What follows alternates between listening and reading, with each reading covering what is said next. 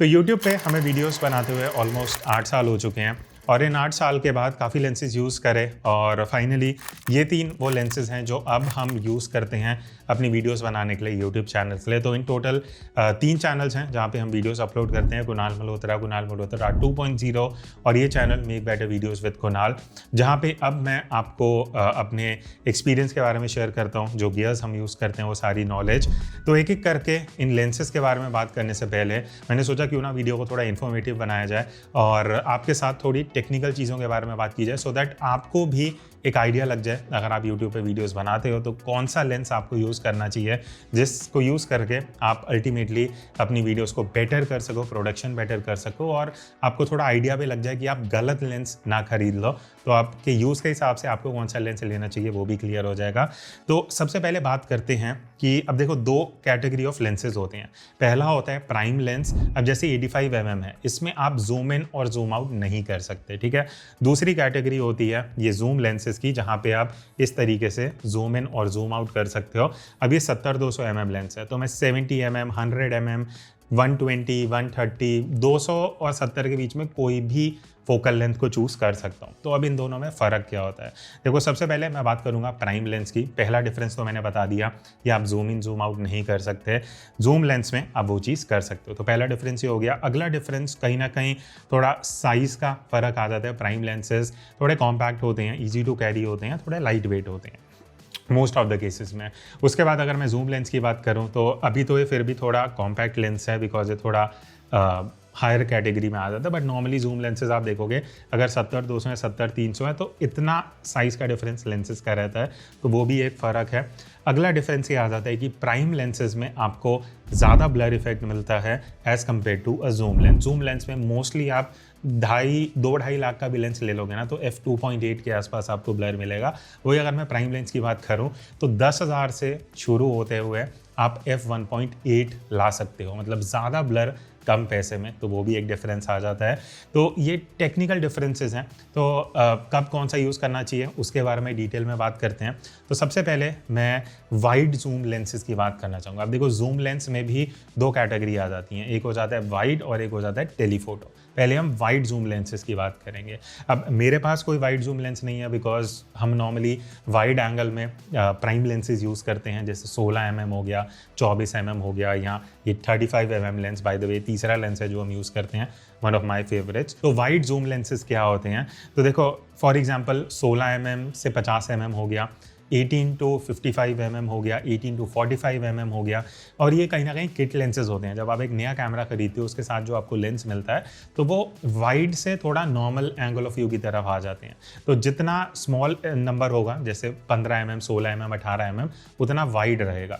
जैसे जैसे आप 24 mm, 30 mm, 50 mm पे आते जाओगे तो एंगल ऑफ व्यू आपका नैरो होता जाता है। होपफुली आप टेक्निकली इतने साउंड हो गए तभी आप ये शायद वीडियो देख रहे हो। अब वाइड जूम लेंसेज के फ़ायदे क्या होते हैं? देखो, सबसे पहला फ़ायदा टेक्निकल ये है कि आप जब जितना वाइड एंगल शूट करते हो ना उतना कम शेक आता है। तो मान लेते हैं आप आउटडोर वीडियो शूट कर रहे हो और हैंड हेल्ड है या ट्राइपॉड, तो चलो छोड़ो, आप अगर गिम्बल भी यूज़ कर रहे हो या हैंड हेल्ड शूट कर रहे हो तो हल्का बहुत शेक कहीं ना कहीं आ जाता है। अब जितना वाइड एंगल आप शूट करोगे ना उतना कम शेक आता है। जितना आप टेलीफोटो करोगे, जैसे 50 mm, 85 mm, 100 mm, वहाँ हल्का सा भी शेक होगा ना तो वो वीडियो में नोटिस होगा। वाइड एंगल में उतना इजीली नोटिस नहीं होता, तो ये एक वाइड एंगल का बेनिफिट रहता है। दूसरा बेनिफिट ये है कि एक ही लेंस के अंदर आपको मल्टीपल लेंसेज मिल रहे हैं।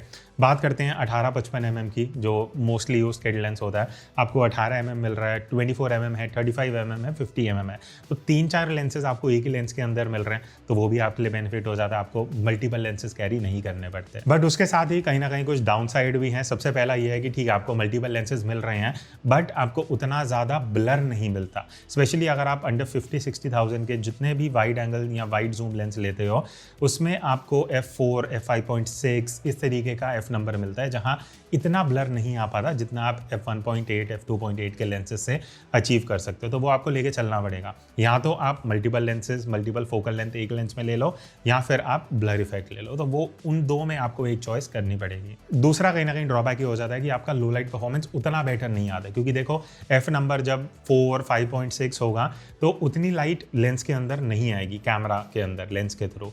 तो वहाँ पे क्या होता है कि आपको ISO बढ़ाना पड़ेगा, तो अल्टीमेटली आपके फोटो या वीडियो में नॉइज़ थोड़ा इजीली आने लग जाता है, तो लो लाइट परफॉर्मेंस फिर आपकी कहीं ना कहीं थोड़ी सी हैम्पर होने लग जाती है, मतलब नॉइज़ कहीं ना कहीं आपकी फ़ोटो वीडियो में आने लग जाएगा थोड़ा इजीली। दूसरी दिक्कत ये भी हो जाती है कि आप अगर गिम्बल यूज़ करते हो, ठीक है, अब गिम्बल में क्या होता है कि आप एक स्पेसिफिक आपका जो डिस्टेंस होता है लेंस का और वेट होता है वो गिम्बल पे आप बैलेंस कर लेते हो।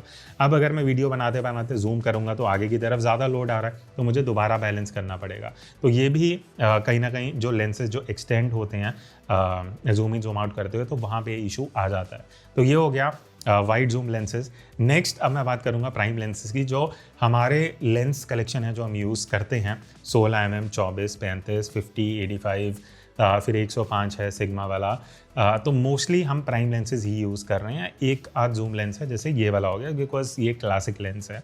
अब प्राइम लेंस का बेनिफिट क्या है या हम वीडियो में प्राइम लेंस क्यों यूज़ करते हैं, पहला रीज़न मैं आपको बता चुका हूँ। देखो एग्जाम्पल लेते हैं 35 mm लेंस का। आई थिंक ये 40-45,000 के आसपास का ये लेंस आता है, f1.8 है।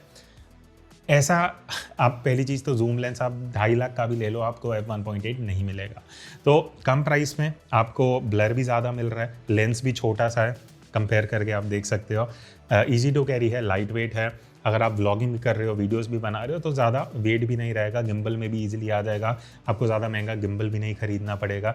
तो वो सारे कहीं ना कहीं आपको बेनिफिट्स मिल जाते हैं। और हाँ, एक इंपॉर्टेंट चीज़, क्योंकि f1.8 या इवन मान लेते हैं आप f2.8 का भी प्राइम लेंस ले लेते हो, लो लाइट परफॉर्मेंस बेटर हो जाती है। बिकॉज जैसे मैंने बताया जितना नंबर कम होगा उतनी लाइट लेंस के थ्रू कैमरा के अंदर ज़्यादा आएगी, बिकॉज एपर्चर ओपनिंग ज़्यादा होगी तो लाइट डायरेक्टली अंदर ज़्यादा आ रही है। तो अल्टीमेटली आपको ISO नहीं बढ़ाना पड़ेगा। तो मान लो अगर आप f4 या 5.6 पे 1600 ISO यूज़ कर रहे थे, तो अब आप कहीं ना कहीं 200 ISO में अपनी जो वीडियो और फोटो है वो निकाल सकते हो। तो कंपैरेटिवली कितना बेटर लो लाइट परफॉर्मेंस हो जाएगा वो आप सोच सकते हो। तो ये हैं प्राइम लेंस के बेनिफिट्स। बट हाँ, एक ड्रॉबैक मान लेते हैं प्राइम लेंस का कि आप जूम इन जूम आउट नहीं कर सकते, आपको मल्टीपल लेंसेज रखने पड़ेंगे। अब क्योंकि हम ज़्यादा इंडोर ही शूट करते हैं, आउटडोर भी जाते हैं, तो चलो मैं आपको बता देता हूँ। हम 35 mm यूज़ करते हैं इस तरीके के वीडियोज़ के लिए जो मैं अभी शूट कर रहा हूँ। अब अभी हम शूट कर रहे हैं तो इसलिए मैं ये 24 mm शूट कर रहा हूँ, अदरवाइज हम 35 प्रेफर करते हैं।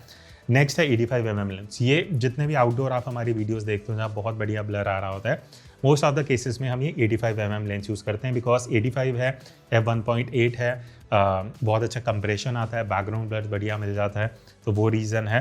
एंड 70-200 भी हम बहुत सिचुएशन में यूज़ करते हैं। तो उसके लिए अब मैं आता हूँ टेलीफोटो कैटेगरी पे। अब टेलीफोटो लेंसेज आप किस सिनेरियो में ले सकते हो? देखो, अगर आप इस तरीके की वीडियो शूट करते हो जहाँ पे आपको मल्टीपल लेंसेज नहीं रखने, आप एक ही लेंस लेके ट्रैवल करना चाहते हो। अब देखो, मैं लेंस दिखा रहा हूँ, बट ज़रूरी नहीं आपको यही लेना है, थोड़ा एक्सपेंसिव साइड पे है। आपको बजट में 70-300 भी मिल जाता है, 18-200 ऐसे बहुत लेंसेज आते हैं जो आप एक्सप्लोर कर सकते हो। और कुछ लेंसेज के जो मैं लिंक्स है वो डिस्क्रिप्शन में दे दूंगा, आप वो भी चेक कर सकते हो। अब देखो, टेलीफोटो जूम लेंस में आपको क्या बेनिफिट मिलता है? सबसे पहला है कंप्रेशन। कंप्रेशन क्या होता है? अगर आप जितना ज़्यादा जूम करोगे ना, जैसे 200 mm तक आप चले जाते हो, तो आपका जो बैकग्राउंड है वो बहुत जूम इन हो जाता है, मतलब specific part of your background आपको दिखता है। अगर यहाँ मैं आपको एक साइड बाय साइड एग्जांपल दे दूंगा, अगर मैं एक वीडियो वाइड एंगल में शूट कर रहा हूँ और एक टेलीफोटो में शूट कर रहा हूँ, आप बैकग्राउंड का कंप्रेशन देख सकते हो। वाइड एंगल वाली फुटेज में आपको ज़्यादा बैकग्राउंड दिख रहा है, ज़्यादा क्लटर, ज़्यादा एनवायरनमेंट दिख रहा है, तो उसका अलग यूज़ केस है।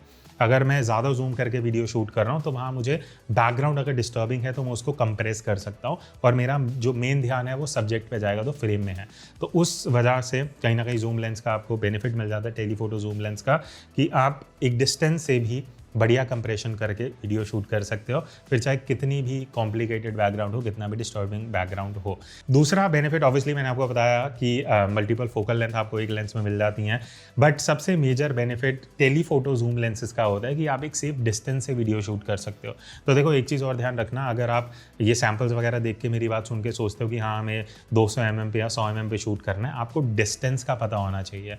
अभी तो चलो हम हॉल में हैं जहाँ मेरे पास आगे की तरफ कम से कम 15 फीट का डिस्टेंस है जहाँ मैं रख सकता हूँ जितना भी एंगल ऑफ व्यू मुझे चाहिए। बट अगर अब मैं इस चैनल पे मोस्टली आपने मेरा दूसरा सेटअप देखा होगा, मेरा रूम है वो आई थिंक 12x12 या 12x14 टाइप्स का रूम है, तो वहाँ पे मैं इतना ज़्यादा जूम यूज़ नहीं कर सकता। तो उस वजह से मोस्टली जो मेरी वीडियोज़ होती हैं वो 24 mm पे होती हैं। मैं इवन 35 भी नहीं यूज़ करता, बिकॉज फिर 35 में क्या होगा, मुझे कैमरा बहुत दूर रखना पड़ेगा और उतना डिस्टेंस मेरे पास है नहीं।